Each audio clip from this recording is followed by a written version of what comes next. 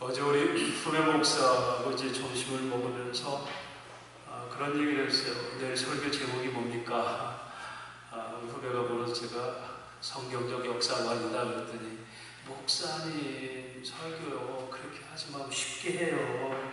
그냥 예수님 사랑 복음 얘기하고 끝나지 역사관 그러면 또 얼마나 힘듭니까? 저도 일주일 동안 말씀 묵상하면서 고민 많이 해요. 또 사실은 하나님의 진리의 지식에 이르기까지 우리가 세상 학문들이나 이런 토대들이 다 있잖아요. 생각할 수 있는 인식론이. 그래서 그런 것들에 접근하기 위해서는 분명히 또 역사도 필요하고 문학도 필요하고 이렇게 철학도 필요하잖아요. 그래서 그러면 그걸 다 배제하고 그냥 예수님 얘기만 할까? 우리가 살아가는 과정이 쉽고 간단한 것 같지만 굉장히 많은 생각을 해야 되는 그런 세상들이에요. 그래서 어려울지라도 성경적으로 풀기 위해서 한번 그렇게 설교를 해보겠다라고 저는 생각하는데 힘들어요. 사실 우리가 예배를 드리면서 얻고 싶은 게 뭘까? 여러분, 성경은 세 가지로 해석해야 된다고 해서 첫 번째, 하나님은 계신가? 여러분, 하나님 계시면 믿습니까? 자신이 없어요? 하나님의 살아계시면 믿습니까? 그리고 그 하나님은 어떤 분이세요? 주일날 예배 빠지면 교통사고 내고 하던 사업 잘 안 되게 하고 그렇게 몽둥이 들고 계신 하나님? 아니면 뭐 할아버지 수염을 잡아당겨도 무조건 사랑이다 사랑이다 이런 하나님? 여러분, 하나님은 어느 정도 아십니까? 하나님에 관해서 하는 게 아니라 하나님을 아십니까? 살아보지 않은 사람을 정보로 결혼하기 위해서 정보를 얻지 않습니까? 어느 대학 나오고 어느 직장 나오고 그 사람에 관해서 하는 걸 부르지 살아보지 않았어. 하나님을 안다는 것은 살아본 사람들이 되어야 돼요. 살아봐. 그러면 그 하나님을 안다면 그 하나님 나하고 지금 어떤 관계지? 이웃집 아저씨? 남의 남편? 남의 아내? 그 하나님 지금 나와 어떤 관계지? 이게 성경을 읽는 세 가지의 중요한 틀이에요. 오늘 하나님은 이스라엘을 통해서 역사하시는 장면이 오늘 이 하나님의 말씀의 중심이에요. 신명기서에서. 하나님은 당신을 드러내시기를 원하십니다. 내가 어떤 하나님인지 모세를 통해서 가나안 땅 입구에서 자, 광야 40년 동안 정리해보자. 하나님이 이렇게 역사하시지 않느냐? 자, 너희가 앞으로 가나안 땅에 들어갈 거야. 거기서 너희가 경험한 하나님 잊어서는 안 돼. 오늘 저 여러분이 이 광야교회에서 하나님 나라에 가는 이 도래할 하나님 나라, 이 나라를 가기 위해서 그 하나님 나라가 어떤 곳인지를 여기서 맛보기로 누리고 가는 거예요. 하나님 나라 따로 가서나 누릴 수 있는 것이고, 지금 여기서는 내가 세상이야. 세상 요령대로 저세술과 이런 걸로 살아가는 거야. 세상의 풍습에 빨리 발빠르게 대처하고 잘 처세해서 성공한 사람이 되고 세상 인정하는 사람이 되고 그러면 되는 거야. 여러분, 그럴까요? 그래서 여러분, 역사 인식 방법이라는 한문적 용어가 있지. 역사 인식 방법. 역사를 어떻게 인식? 역사라는 것은 우리가 공동체, 국가도 되지만 내 삶이에요. 내가 사는 과정을 내 역사예요. 그런 부부가 만나고 결혼해도 이 사람이 수십 년 동안 그 집 역사, 내력, 문화, 습관, 그 살아온 과정이 있고, 이 남자도 마찬가지예요. 이게 충돌이 되는 거예요. 이걸 맞추기가 참 힘들어요. 그래서 결혼 6개월 이전에 이혼율이 많은 게 바로 그거예요. 몇 년 연애하고 있을 때는 다 맞을 줄 알았는데 수십 년 동안 각자 가정에서 자라온 그 소위 문화적 기질들, 습성들, 그들의 그 가족 역사, 이것이 온통 모여져야 되는데 이게 한번이 안 돼서 이럴 줄 몰랐는데 그러는 겁니다. 우리가 살아가는 이 삶이 역사예요. 역사라는 건 주체가 있어요. 누가 역사를 이끄는가? 내가 내 인생길을 가져왔고 내 조상이, 내 습성이 나를 끌고 가는가? 역사인식 방법을 크게 두 가지로 역사학자는 얘기해요. 이에치카라는 분이 얘기했던 것처럼 역사는 과거와 현재의 대화다. 왜? 라는 질문. 왜 지금 이것을 이렇게 해야 됐지? 왜 이순신은 그렇게 싸우겠지? 왜 일본은 그렇게 우리를 쳐들어왔지? 왜 이성계는 그렇게 도움으로 옮겼지? 과거의 그 일들이 오늘 우리에게 어떻게 인식해야 되지? 그것을 역사인식 방법의 하나를 보고 19세기 독일 역사학자, 현대 역사의 아버지라고 그러죠. 랑케는 사료라고 해요. 여기 역사라는 개인적 주관적인 것들이 객관화가 돼야 되지 역사가 된다. 주관적인 느낌 가지고 역사를 할 수 없다. 왜? 각자의 생각이 다르니까. 그래서 이 역사는 사료인데 그런 모든 사료를 통해서 통합을 해서 그 객관적 역사를 만들어야 된다. 이렇게 얘기해요. 그래서 왜 그때 그런 일을 했을까라는 또 하나의 질문. 근데 여러분 참 좋아요. 원래 그게 뭐였을까? 질문하는 거. 랑케는 그 얘기했어요. 원래 그게 왜 그렇게 됐을까? 그런데 여러분들이 오늘날 이제 미의 기준이 달라졌잖아요. 옛날에 동양의 미는 좀 후덕하게 그렇잖아요. 근데 요즘은 V턱 뾰족하게. 그 원래 V턱이었을까? 원래 그거였을까? 아니야. 원래는 좀 후덕했었어. 그전에는. 여러분 시간과 어떤 문화를 떠나서 국가가 환경을 떠나서 원래 그건 뭐였을까? 여러분 이것이 역사를 찾아가는 그게 근본 목적이에요. 원래 그랬을까? 랑케는 원래 그랬을까라는 질문하면서 그걸 객관화시키는 게 역사의 과제다 그랬어요. 그런데 여러분 그 역사의 시초를 찾아가는 방법이 쉽습니까? 사람들이 만든 역사에는 시초가 없어요. 사람들에 의해서 평가되고 사람들에 의해서 가치가 부여될 뿐이지. 그럼 역사를 시작한 그 시작점이 어딘가? 이게 성경이라는 거예요. 사람들이 평가하고 사람들이 판단하고 사람들이 가치를 부여하기 전에 인간의 가치는 뭐고 인간의 절대 기준은 뭐였을까? 성경은 이걸 하나님의 계시 사관이라 이렇게 얘기합니다.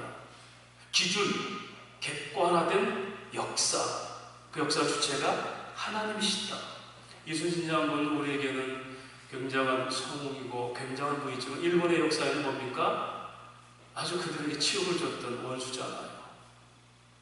그를 바라보는 가치는 서로 적국이나 아군에 따라서 가치가 달라져요. 이걸 절대 가치라고 얘기할 수 없어요. 유행도 지나고 시대도 지납니다. 역사뿐만이 아니죠. 인류의 삶 전반이 다 그렇습니다. 정의가 뭘까? 저스티스. 옛날에 그 하버드 교수 마이클 샌델인가요? 와가지고 정의가 뭘까? 시대별로 달라지잖아요. 아리스토텔레스 그 철학 시대는 덕이다, 덕. 또 누굽니까? 칸트 시대는 그런 도덕과 이성이다. 또 꽁트 이후로는 공리주의다. 당신은 우리 역사를 뭐라고 생각하십니까? 역사는 정의가 없어요. 그 시대가 요구했던 게 정의였어요. 정의가. 당신은 지금 뭐가 정의라 생각해요? 인간이 정의를 얘기할 수 없다는 거예요. 사람은 끊임없이 정의니 무슨 성공, 노동의 가치, 삶의 의미, 일의 결국, 인생은 이거라고 얘기하지만 하나님이 그 역사를 만드시고 인류를 시작한 하나님이 이게 인생이야. 이게 노동의 가치란다. 이게 삶의 의미야, 이 사람들아. 그게 여러분 기준이에요. 기준. 이 기준이 무너지면 결국 우리 시대에 편승해서 그 시대를 살아갔지만 하나님의 주신 기준을 버리면 성경은 악과 선을 그렇게 얘기하면 악은 하나님의 기준을 벗어난 사는 악이라고 하고 선은 하나님의 기준에 맞게 사는 걸 선이라고 해요. 그럼 세상에서는 화려하고 세상에는 괜찮은데 하나님 기준은 악한 일을 행한 거예요. 저는 가끔씩 지금도 날 때가 있어요. 내가 알고 있고 내가 믿고 있는 하나님이 잘못된 기준이라면 나는 어땠을까? 여러분 이단들이 그러잖아요. 한 교주에 빠져서 평생을 다 가문이 다 탕진되잖아요. 혹시 내가 그런 사람 아닐까? 또 하나 다행인 것은 담대한 것은 수많은 진리와 수많은 길 중에 오직 내가 길을 진료 생명하는 바로 창조주 하나님 믿는다는 게 얼마나 담대하고 다행입니까? 아니 정말 그런 신적 존재가 없다 치지만 나는 뭔가 그분이 말하는 정직과 성결을 위해서 살아갔다는 것 자체만 하더라도 내 인생은 결국 헛된 게 아니라는 그런 생각할 때가 있습니다. 창조주만이 세상을 만드신 분만이 그 삶의 기준과 가치를 설명하고 누리게 하시고 이끌어 가십니다. 여러분 역사의 시작점이 어디 있을까요? 시계를 놓고 한 거예요. 시계. 여러분 시계는 뭐하는 물건이죠? 시간만 보면 되는데 왜 수백만 원짜리가 필요할까?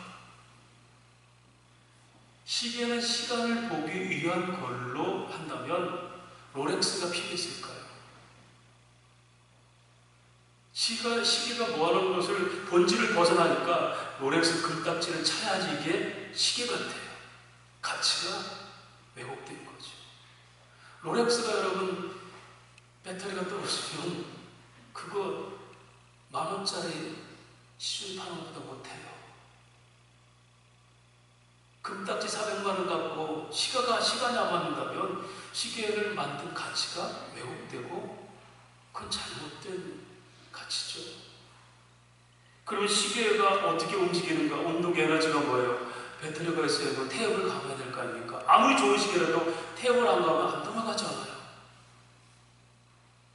인생의 가치는 뭘까? 왜 태어났을까? 그리고 내가 살아갈 에너지는 뭘까? 그 이나무리 가츠오시라는 그 일본 경영이 그랬잖아요. 인생의 가치는 뭐냐? 철학이다. 내가 어떤 목적으로 사는 자기 철학이다. 그리고 에너지는 열정이다. 나는 다른 사람을 위해서 돈을 버는 거 이게 나의 삶인데 그 다른 사람들이 어려운 거 나는 열심히 일하고 싶다. 더 도와주고 싶어서. 여러분에게 다 그런 인생의 목적과 열정이 있어요. 그러면 그 시계는 존재의 능력, 특별히 시계가 고장났을 때는 회복할 수 있을까? 아무리 금딱지를 차고 다녀도요, 시계가 고장나면 못 고쳐요. 시계를 만든 사람만이 그 잘못된 역기능을 회복할 수 있는 재생의 능력이 있어요. 할렐루야. 역사의 시작은 하나님께서 하셨고 역사를 고치고 이끌어 가시며 가치를 부여하는 분도 하나님이세요. 이게 인간을 지으신 하나님의 역사예요. 그래서 창세기 5장 2절에 말합니다. 하나님이 남자와 여자 자기 형상대로 사람을 만드시고 그들에게 복을 주셨더라. 하나님 만드셨고 그들을 사람이라 했고 복을 주셨더라. 하나님이 시계를 만들었고 시계를 살리고 시계의 목적을 다하고 그렇게 했더라. 아니 시계를 만드는 사람이. 여러분 이것이 존재의 가치, 존재의 목적과 존재의 역사 의식이에요. 저와 여러분이 이 믿음 가운데 살고 있습니까? 오늘 본문이 그 얘기를 하고 있습니다. 38년 동안 가나안 광야 반역 사건으로 38년 동안 광야를 뺑뺑이를 돌린 하나님께서 바로 이제 요단강 이편에서 지금 요단 그 가나안 땅을 바라보면서 자, 내가 느끼고 본 하나님을 다시 한번 설명할게. 거듭신자라고 그랬죠. 새신자가 이제 신명기 할 때 거듭해서 명한다. 당부할게. 신신당부할게. 너희가 경험했지. 오늘 이 말씀을 듣는 저와 여러분이 이렇게 얘기합니다. 지금까지 신앙생활 하면서 주에서 구원받아서 예수 믿는 사람을 살아오면서 너희가 이런 하나님도 받고 하나님 보고 실망도 했고 이렇게 해서 낙심도 했고 이렇게 용기도 얻어받고 그럼에도 불구하고 또 죄짓고 이런 나를 보고 끊임없이 실망도 하고 나는 세상을 이기지 못하는 이 문력 때문에 아파도 하고 그런 많은 밤들을 보내고 고난도 했지. 자, 다시 한번 얘기할게. 오늘 이 말씀이 바로 그 얘기예요. 다시 한번 정리하자. 하나님 어떤 분인지. 오늘 그 새로운 그런 정리가 성령을 통해서 이 시간 저와 여러분의 마음에 들려지기를 주의 이름으로 축원합니다. 하나님이 그래요. 오늘 이스라엘 백성들의 역사는 뭘까? 여러분 이스라엘 백성들은요 뛰어난 민족이라 선택받은 사람들이 아니에요. 성경은 그걸 얘기합니다. 똑같은 흙을 가지고 토기장이가 그릇 만드는데 어떤 그릇은 좋은 귀하게 쓰는 그릇 만들고, 어떤 그릇은 그냥 함부로 굴릴 수 있는 그릇을 만든단 말이에요. 똑같은 흙 가지고. 그러면 예를 들어서 좋은 그릇을 쓰이는 귀한 그릇을 보고 천하게 쓰이는 그릇이 왜 나를 이렇게 만들었습니까? 이렇게 얘기할 수 있는 정도냐? 없다는 거예요. 하나님의 마음이니까. 여러분, 하나님의 인격이 있어요. 지정의. 하나님이 생각하시고 하나님이 품으시고 하나님 결정을 행동하시는 거예요. 그거를 어떻게 너희가 나는 왜 이런 천한 그릇을 만들었습니까? 왜 각각 그릇을 하나님께서 그 토기장이가 어느 집에서 뭐 밥그릇 쓰고 어느 집에서는 개불도줄 그릇 쓸 수 있어요. 그렇게 만들었던 하나님은 그렇게 했을 때 누가 그렇게 감히 대적하고 질문할 자가 있느냐? 이스라엘 백성들은 뛰어나서 처음부터 그렇게 기질이 있어서 택한 백성이 아니잖아요. 아브라함을 통해서 그것도 우상장사라는 이교도의 제사장이었던 아들을 불러서 너는 갈대아우에 나와서 내 뜻에 따라와라. 그리고 내가 너로 창대한 민족을 이루고 나는 너희 하나님 되고 너희 내 백성 될 것이다. 뛰어나고 그렇게 기질과 아름다운 그가 아니라 하나님이 일부러 그냥 일방적으로 선택하신 거예요. 그래서 그들에게 보이고 싶은 게 뭘까요? 네가 뛰어나고 네가 대단해서 네가 복을 받고 살아가는 게 아니라 내가 너희를 어떻게 인도하면서 어떻게 붙드는지를 세상 사람들에게 보여서 내 성품이 뭔지를 보이고 싶어요. 나는 사랑의 하나님이다. 약속을 끝까지 지키는 분이다. 세상에서는 드러낼 수 없는, 발견할 수 없는 절대적 사랑을 내가 세상에 보이겠다. 그 이스라엘 백성들은 신학적으로 하나님께서 부르신 신앙 기능적 공동체라고 해요. 신앙이 뭔가를 보이는 것. 오늘 저와 여러분 교인들이 세상에 대해서 하나님이 어떤 분인지를 보이는 기능적 존재예요.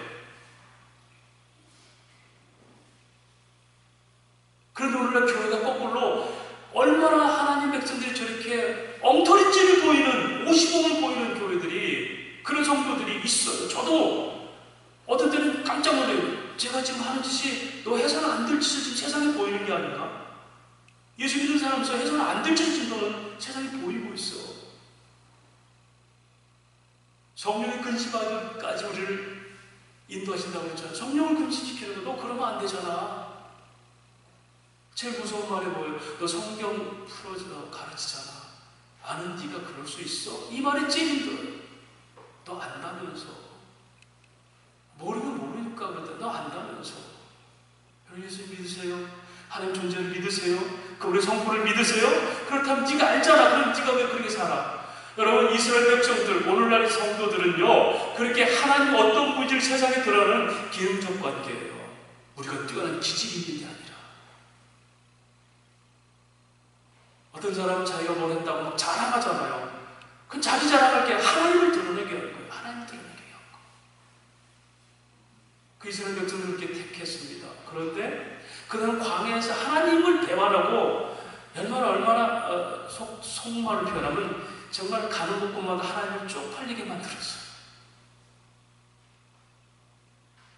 애굽에서 그들을 구하시고 10가지 재앙을 통해서 그들을 눈에 학습도감이죠. 눈에 시청각교육을 했잖아요. 10가지 재앙을 하면서 그죠? 애굽 베풀면서 학습도가 시청각교육을 해서 봐라 내가 이 하나님이다 하고 인도했었고 홍해에서도 홍해를 갈라서 봐라 눈으로 봤지 하고 인도하셨는데 조금 가다가 무렵다고 우리를 죽여주세요.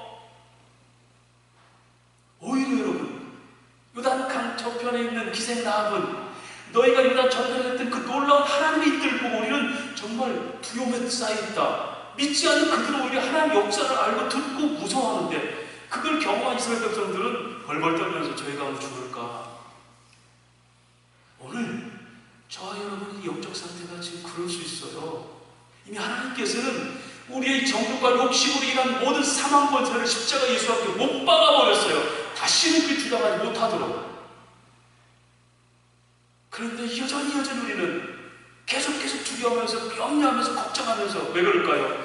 하나님을 인식하지 않고 살기 때문에. 오늘 모세는 그 얘기하는 거예요. 자, 너희가 그렇게 지금 경험하며 지금 레마의 말씀이라고 해요. 기록된 말씀 율법이 너희 마음에 확신으로 믿어진 사건들이 있었지 않느냐.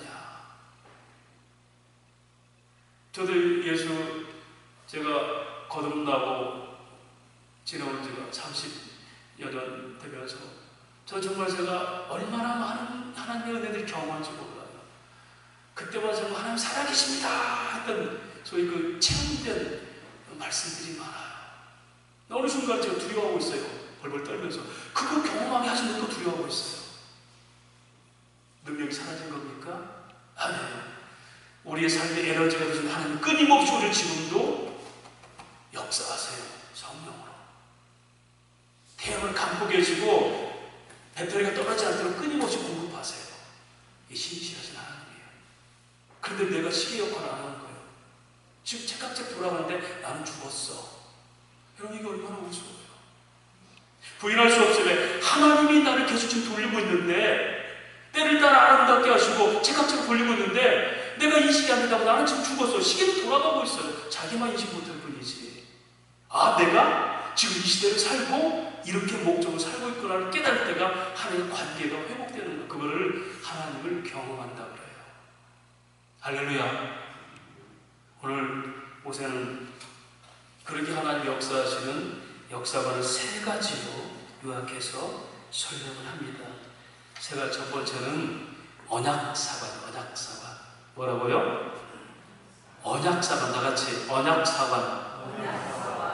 하나님은 반드시 이스라엘 백성들을 어떻게 인도하시냐면 당시 약속하시고 그대로 인도하세요. 할렐루야. 출애굽기서 말합니다. 내가 너희를 애굽에서 불러내어 내 백성 삼고 너에게 아브라함과 이삭과 야곱에게 맹세한 가나안 땅에 들어가게 하리라. 하나님이 약속했어요. 그래서 그 약속에 따라서 애굽에서 나와서 그들은 어떻게 해요? 지금 광야길을 건너서 마지막 그 목적지인 가나안 땅에 앞에 있어요. 자, 내가 약속한 대로 너희 아브라함과 이삭과 야곱에게 했던 가나안 땅은 지금 그걸 위해서 400년 동안 종살이 있었지만 그들을 불러내서 지금 40년 동안 길을 마치고 바로 앞에 가나안 땅 있지. 여러분 신약에서 예수님이 약속한 세 가지가 있어요. 첫 번째, 너희가 두려워하지 말고 내가 이제 승천하고 하늘로 올라가면 성령을 보내겠으니 그 성령의 권능을 받아라 그랬어요. 그게 어떤 거죠? 사도행전 2장에 오순절 역사가 일어났잖아요. 그렇죠?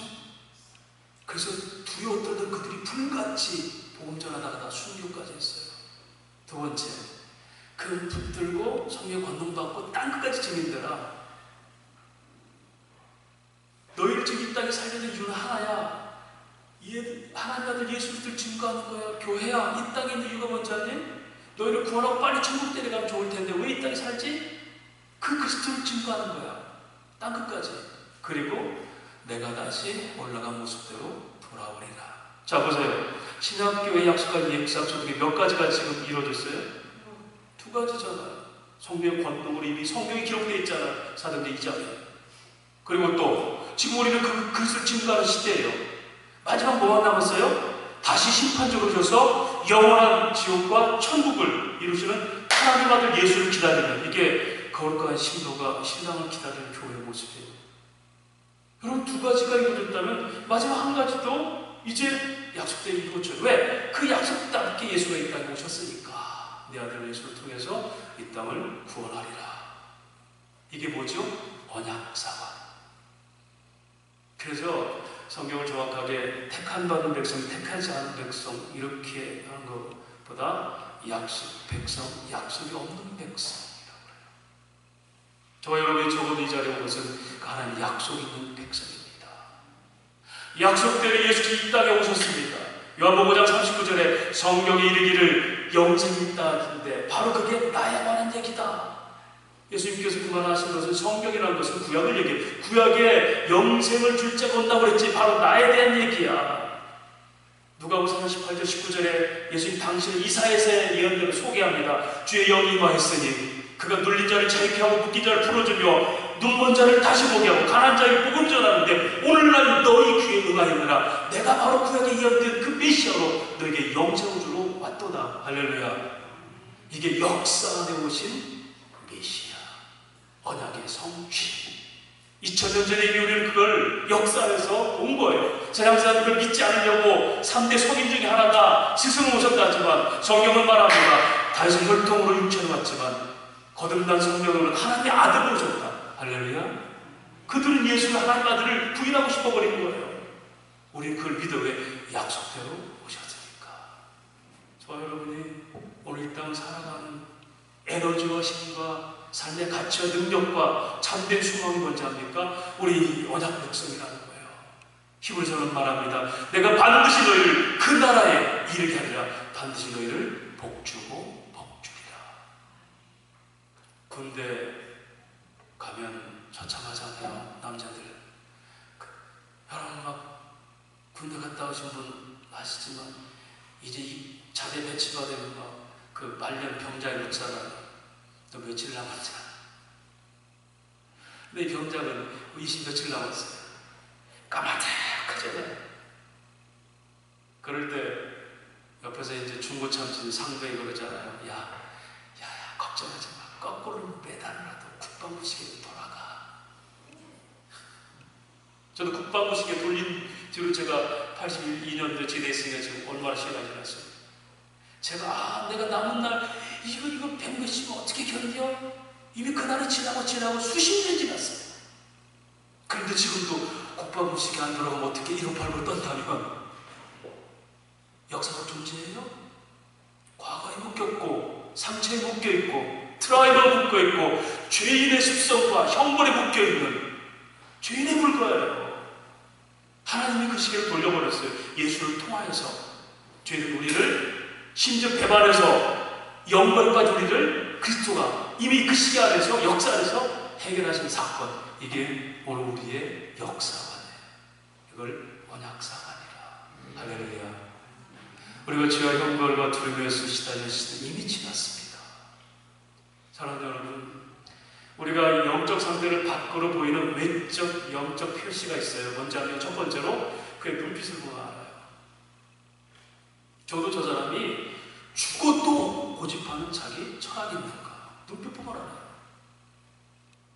여러분, 짜장면을 만드는 소위 달인들은요, 레시피도 없습니다. 그냥 벼랑바닥에 글씨로 까만 걸 적어놨어요. 그냥 몇 스푼 넣고. 이게 레시피, 이게 책이에요. 근데요, 그거 보면서요, 어떤 사람이 와도 자신 있어요. 눈빛 보면. 나 짜장면은 이거야. 그분의 레시피는 그거예요. 자기 확신.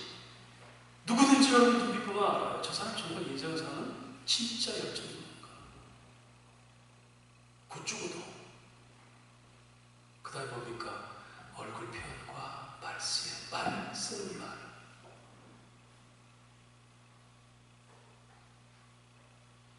오늘 우리가 정말 하나님 앞에 살면서 그냥 말은 유치하고 지식이 있는 것 같은데 지금 어디 국방부식이 안 들어갈까봐 지금 수십 년 전에도 묶여가지고 벌벌벌 떨고 있어요. 이 고단한 인생. 여러분, 그들의 40년 동안 광야길은 그 광야길에서 고생하다 죽으란 게 아니라 가나안 땅에 들어갈 목적으로 보는 거지 거기서 빼내는 것이 목적이 아니었어요. 죄수를 사는 우리가 전과자가 됐을 때 거기서 석방 들기 문제가 아니라 석방 들 뒤에 어떻게 살 것이 그게 우리의 목적이었어요. 나와봤자 전과자가 되는데 어떻게 삽니까? 그것이 상쇄되지 않는다면 우리 끊임없이 죄인으로 죽을 때까지 벌벌 떨며 사는 거예요.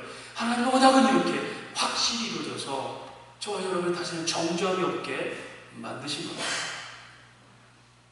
이스라엘 백성들을 끊임없이 배반하고 끊임없이 죄를 져도 그렇게 하나님은 가나안 땅에 들어가게 하셨죠. 누구의? 하나님의 계획들. 이걸 하나님의 역사관 중에 언약사관이라 그래요.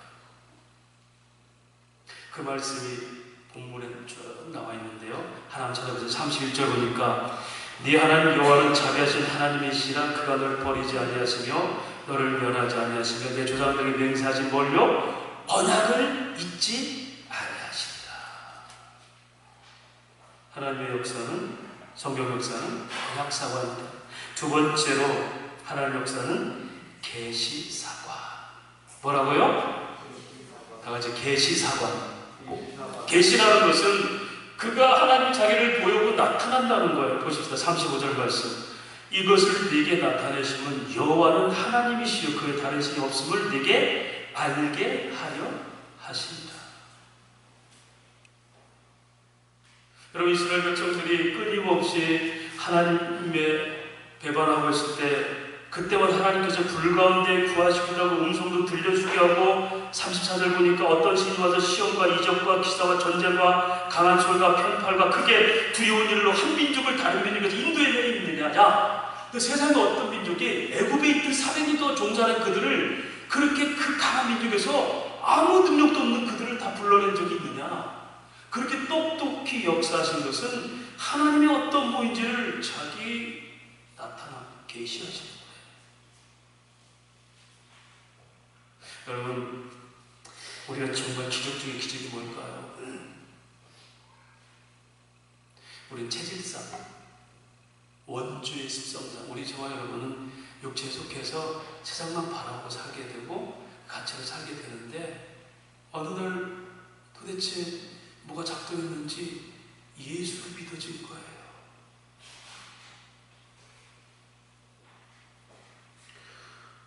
예수를 믿어버린 거예요. 어떻게 교회를 출발했다 왔든지 예수를 구세주라 인정하는 거예요. 저는 불교 30예당 군종사명하다, 불교 군종사명하다가 예수를 만난 거예요. 어떻게 기가 막히게. 대표 군종사명이, 불교 군종사명이 예수를 믿은 거예요. 예수는 다 가짜다. 10년 동안 그렇게 살던 제가, 불교 학생이 불교 청년에 살던 제가 그 불교 군종사명이 예수를 믿은 거예요. 이게 제 결단, 제 힘인가요? 여러분, 오늘날 한국교회는 너무 신비적인 문제입니다. 너무 논리와 이론에 창대해요. 여러분, 이게 인문학이에요. 인본주의. 현대신학이에요. 기도가 해봤습니까? 정말?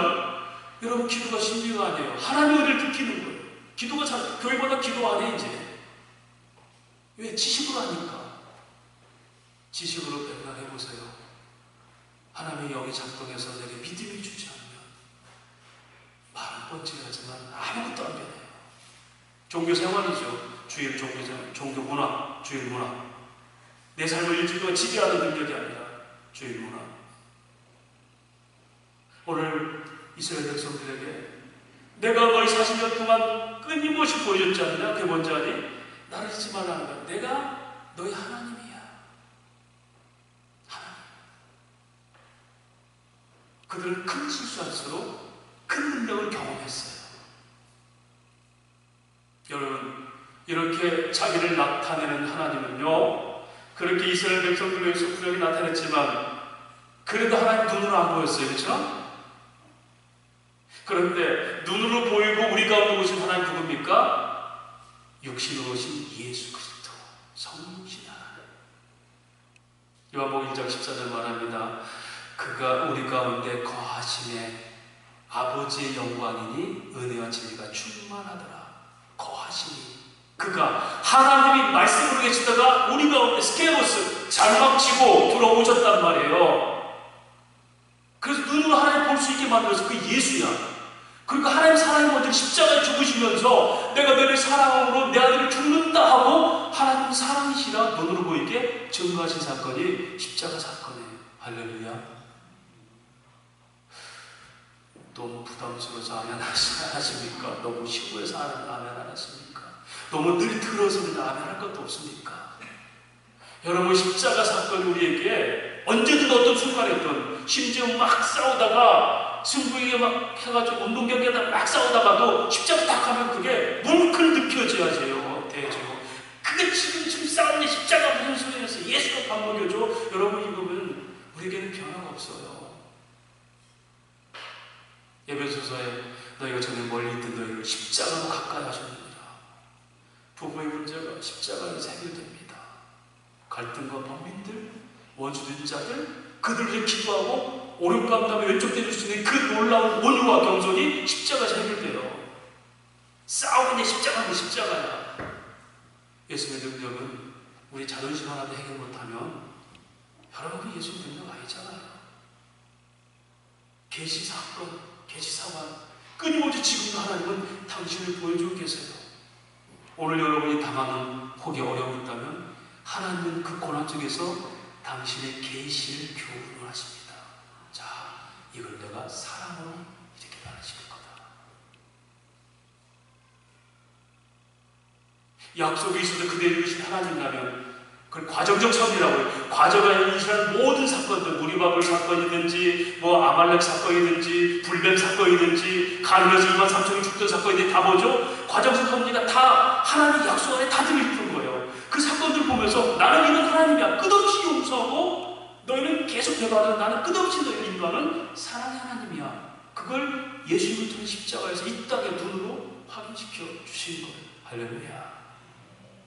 오늘도 그 역사는 성령님을 통해서 우리의 삶의 여정과 우리의 삶의 체계를 통해서 고난을 겪으면서 즐거운 일 만나면서 기도응답 받으면서 성경 말씀을 깨달으면서 성도의 거룩한 규제를 나누면서 자녀를 양육하면서 하나님의 사랑을 깨닫게 되는 겁니다. 학습도 가으로 성경 주셨다면 실제 삶에서는 그걸 누리게 하시는 거예요. 이게 하나님 나라의 통치예요. 할렐루야. 누누이 말씀드려요. 저도 목회하면서 하나님을 배워요. 하나님을 배워요. 네가 열심히 해도 네 힘대로 안 되지. 너는 열심히 가르쳤는데 안 변하지. 네가 바로 그런 사람이야. 그래서 인내가 필요해. 인내는 그걸 아는 지식이 있을 때 인내가 돼. 지식은 덕이 있어야 된다. 막 이렇게 저렇게 하라 지시하는 게 아니야. 덕을 끼치는 건 사람은 덕이야. 그게 하나님이다. 여러분 자녀 양육하면서 그걸 느끼잖아요. 배우잖아요. 오늘도 하나님 끊임없이 우리를 그렇게 인도하시며 우리 사건과 삶에서 우리 삶의 여정에서 하나님 당신을 계속해서 보여주십니다. 언제까지? 볼지어다 내가 세상 끝날까지 너희와 항상 함께 있으리라. 하나님 나라 입성할 때까지 끊임없이 보여주세요. 마지막으로 연복사관. 따라서 연복사관. 이걸 제가 붙인 거예요. 연자라는 것을 우리가 연구할 때 던질 연자라고 해요. 수재의연금 연자죠. 가난 어려운 사람에게 재난당해서 던져주는 거예요. 던질 연자, 이을 연자로 돼요. 복을 이어간다. 여러분 성경은 복의 말씀이에요. 그 복을 이어가고 끊임없이 우리에게 제시하는 겁니다. 복의 길, 복의 삶으로. 오늘 그 말씀이 37절부터 40절까지인데요. 봅시다. 여호와께서 내 조상들을 사랑하신 그로 그 후손이 너를 택하시고 큰 권능으로 친 인도하여 애굽에서 나오게 하시며 너보다 강대한 여러 민족을 내 앞에서 쫓아내고 너를 그들의 땅으로 인도하여 들여서 그것을 내게 기업으로 주려 하심이 오늘 같으니라. 그런즉 너는 오늘 위로 하늘에나 아래로 땅에 오직 여호와는 하나님이시여 다른 신이 없는 줄 알아 명심하고 오늘 내가 네게 명하는 여호와의 규례와 명령을 지키라. 너와 내 후손이 복을 받아 내 하나님 여호와께서 내게 준 땅에서 한없이 오래 살리라. 할렐루야. 이렇게 인도하신 역사, 언약하시고 붙이신 이 역사, 끊임없이 사건 속에 당신을 계시하는 목적이 뭐죠? 복을 받게 하려고. 한없이. 신명기서 5장 29절은 똑같이 얘기해요. 5장 29장 찾아봅시다. 이어서 하는 얘기니까요. 5장 29절 한번 같이 찾아보겠습니다. 5장 29절 말씀 한번 바로 다음 장에 좀 같이 한번. 이게 우리에게 준 하나님 말씀입니다. 우리 같이 한번 크게 읽겠습니다. 시작.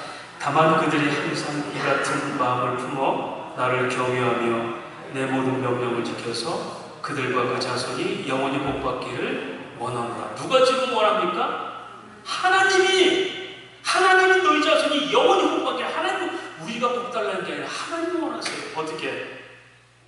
역사의 주체인 내가 이끄는 대로 가는 것이 너희의 복이요, 인생의 가치요, 삶의 의미요, 참된 소망이요, 변하지 않는 은혜다.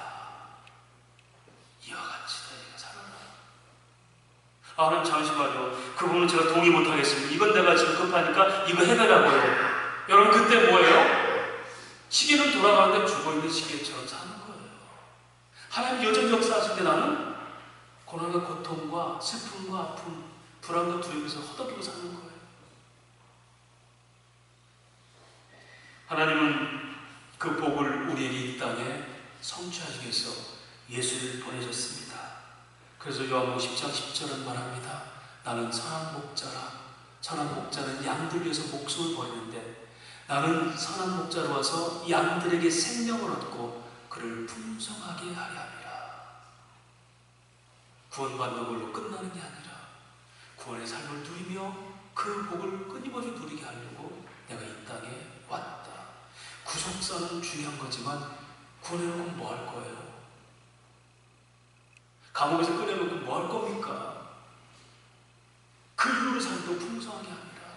예수 믿는 건 구원이지만 구원 이후의 삶에 하나님의 복을 여전히 너희가 누리게 되죠. 오늘 오후에 영적 분별에 대해서 설명할 거예요.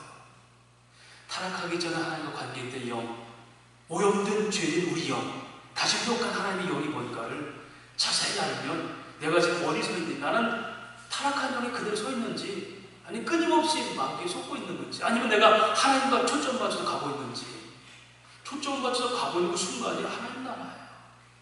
끊임없이 돌아오게 하는 게 하나님의 역사입니다.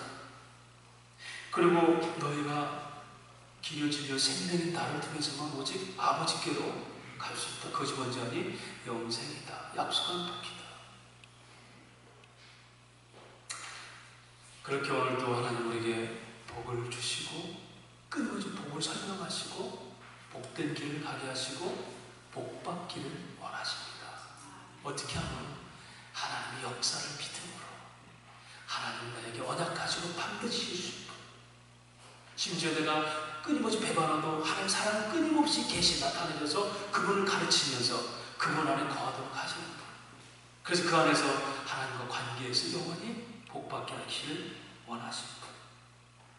그걸 깨닫는 게 누굽니까? 다윗이요. 시간이 없어서 간단히 설명합니다. 다윗은 역대상 보면 하나님께 역대상 17장에 다윗을 설명합니다. 야, 내가 너 목동에서 왕으로 세워줄 거야 약속하시죠. 두 번째, 네 주변 어떤 사람도 네 왕위를 뺏지 못해. 여러분 다윗 알잖아요. 그렇죠? 사울이 죽이려고 그러고 변해서 다윗도 왕이 되잖아요. 그 다음에 네 아들 중에 왕위를 영원히 견고케 하리라. 그대로 이루어지죠. 그래 다윗이 열왕기상 17장 후반절에 뭡니까? 그 기도가 일어나요. 하나님, 다윗이 도대체 무엇인데 이런 복을 주시나이까? 주께서 이 복을 주셔서 내가 기도하는 마음이 생겼으니 이제 원합니다. 제게 주신 복을 영원히 제가 누리기를 원합니다. 할렐루야. 그 기도가 오늘 저와 여러분의 기도가 되시기를 축원합니다. 어차피 약속하는 건 받지도 못해요. 이미 우리는 그 그리스도를 다 받은 사람들이에요. 그래서 여러분, 성령님 역사하세요 이런 말 하지 마세요. 역사하시길 믿으셔야 돼요. 하나님 좀 복을 주세요 이렇게 하지만 하나님 주신 복을 누리게 하세요. 없는 복 달라고 기복이 아니라 세상은 기복입니다. 손이 발대로 비는 거예요. 혹시라도 아니 우린 주신 복이에요. 복 받으셔야 한다. 주신 복을 다 누리세요. 옆사람과 생각대로 주신 복을 다 누리시길 바랍니다. 할렐루야. 오늘 그 믿음이 우리 가운데 있어서 하나님 십자가에서 이미 이루신 그 역사, 기쁨으로 십자가에 서셨고 그 보좌에 있는 즐거움을 위해서 예수 십자가를 기쁘게 지셨느니라. 보좌에 있는 즐거움이 뭘까요? 당신의 희생 보완신으로 하나님 그 백성들이 돌아오는 즐거움. 그럼 우리가 구원받고 고생을 사는 겁니까? 구원과 함께 그 보장된 복을 누리고 살고 그렇게 사는 것을 하나님은 기뻐하십니다. 사단은 끊임없이 속이죠. 그래도 육체가 있는 동안 너는 안 돼. 죽어서는 하늘나라 가지. 이 땅은 요령껏 살아가는 거야. 힘이 있어야 돼. 능력이 있어야 돼.